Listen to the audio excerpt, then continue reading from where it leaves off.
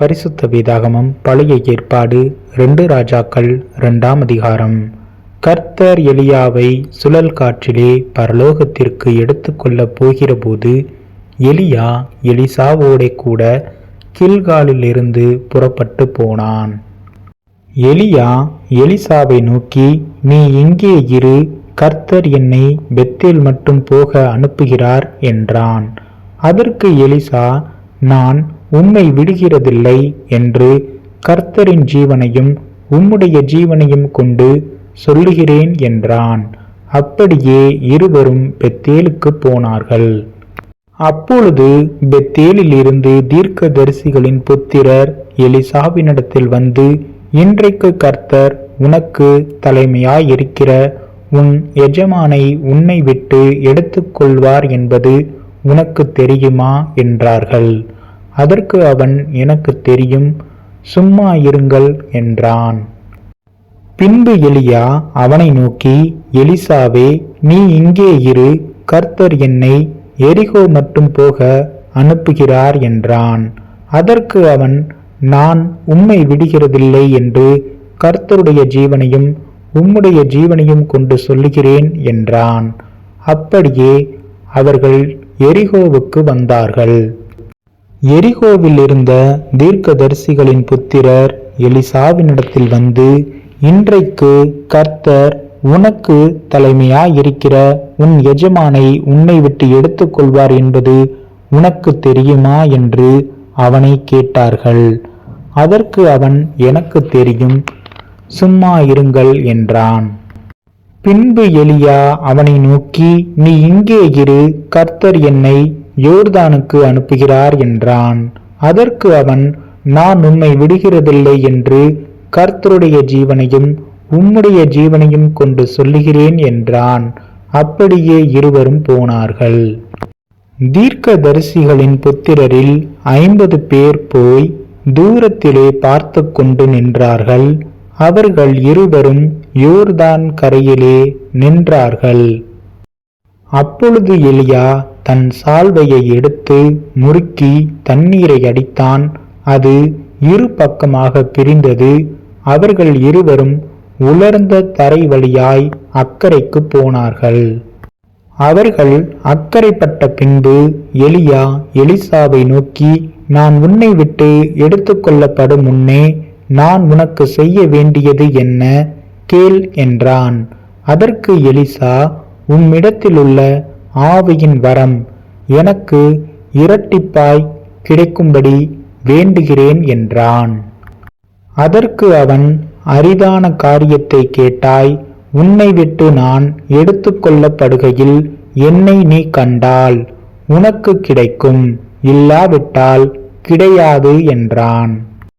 அவர்கள் பேசிக்கொண்டு நடந்து போகையில், இதோ அக்கினி ரதமும் அக்கினி குதிரைகளும் அவர்கள் நடுவாக வந்து இருவரையும் பிரித்தது. எலியா சுழல் காற்றிலே பரலோகத்திற்கு ஏறி போனான். அதை எலிசா கண்டு, என் தகப்பனே, என் தகப்பனே, இஸ்ரவேலுக்கு ரதமும் குதிரை வீரருமாய் இருந்தவரே என்று புலம்பினான். அவனை அப்புறம் காணாமல் தன் வஸ்திரத்தை பிடித்து 2 துண்டாக கிழித்தான். பின்பு அவன் எலியாவின் மேலிருந்து கீழே விழுந்த சால்வையை எடுத்து திரும்பி போய் யோர்தானின் கரையிலே நின்று, எலியாவின் மேலிருந்து கீழே விழுந்த சால்வையை பிடித்து, எலியாவின் தேவனாகிய கர்த்தர் எங்கே என்று சொல்லி தண்ணீரை அடித்தான்.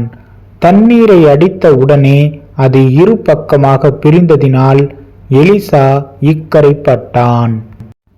எரிகோவில் பார்த்து கொண்டு நின்ற தீர்க்கதரிசிகளின் புத்திரர் அவனை கண்டவுடனே, எலியாவின் ஆவி எலிசாவின் மேல் இறங்கி இருக்கிறது என்று சொல்லி அவனுக்கு எதிர்கொண்டு போய் தரை மட்டும் குனிந்து அவனை வணங்கி, இதோ உமது அடியாரோடே 50 பலவான்கள் இருக்கிறார்கள். அவர்கள் போய் உம்முடைய எஜமானை தேடும்படி உத்தரவு கொடும். ஒருவேளை கர்த்தருடைய ஆவியானவர் அவரை எடுத்து பர்வதங்களில் ஒன்றின் மேலாகிலும் பள்ளத்தாக்குகளில் ஒன்றிலாகிலும் கொண்டு போய் வைத்திருப்பார் என்றார்கள். அதற்கு அவன் அவர்களை அனுப்ப வேண்டாம் என்றான். அவன் சலித்து போகும் மட்டும் அவர்கள் அவனை அலட்டிக் கொண்டிருந்தபடியால் அனுப்புங்கள் என்றான். அப்படியே 50 பேரை அனுப்பினார்கள். அவர்கள் 3 நாள் அவனை தேடியும் காணாமல்.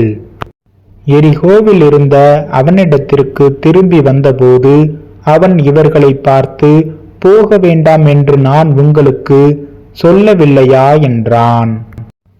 பின்பு அந்த பட்டணத்தின் மனுஷர் எலிசாவை நோக்கி, இதோ எங்கள் ஆண்டவன் காண்கிறபடி இந்த பட்டணம் குடியிருப்புக்கு நல்லது, தண்ணீரோ கெட்டது, நிலமும் பால் நிலம் என்றார்கள். அப்பொழுது அவன் ஒரு புது தோண்டியை எடுத்து அதிலே உப்பு போட்டு கொண்டு வாருங்கள் என்றான். அதை அவனிடத்தில் கொண்டு வந்தபோது அவன் நீரூற்றண்டைக்கு போய் உப்பை அதிலே போட்டு, இந்த தண்ணீரை ஆரோக்கியமாக்கினேன், இனி இதனால் சாவும் வராது, நிலப்பாலும் இராது என்று கர்த்தர் சொல்கிறார் என்றான். எலிசா சொன்ன வார்த்தையின்படியே அந்த தண்ணீர் இந்நாள் வரைக்கும் இருக்கிறபடி ஆரோக்கியமாயிற்று.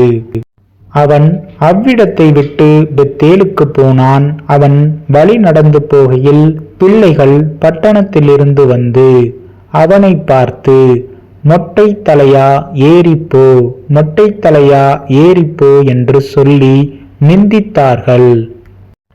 அப்பொழுது அவன் திரும்பி அவர்களை பார்த்து கர்த்தரின் நாமத்திலே அவர்களை சபித்தான்.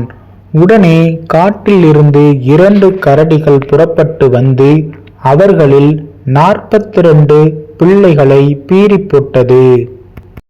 அவன் அவ்விடத்தை விட்டு கர்மேல் பர்வதத்திற்கு போய் அங்கே இருந்து சமாரியாவுக்கு திரும்பினான்.